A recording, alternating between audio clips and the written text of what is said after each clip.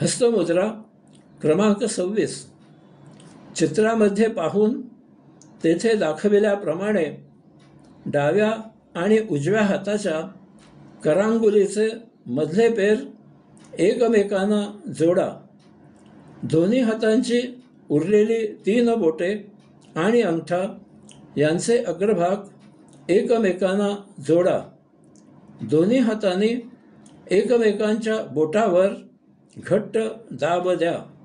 सप्तचक्रावर महामंत्राचा जप करा.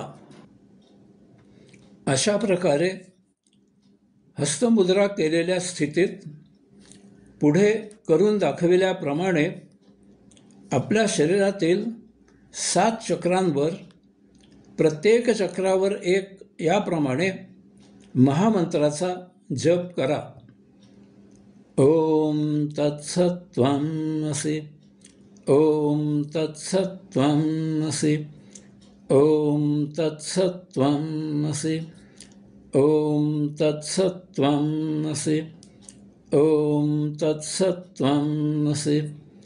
ओम तत्सत्त्वमसि. ओम तत्सत्त्वमसि. अशा प्रकारे जप करून झाल्यावर लगेचच पुढील मुद्रा करायला घ्या.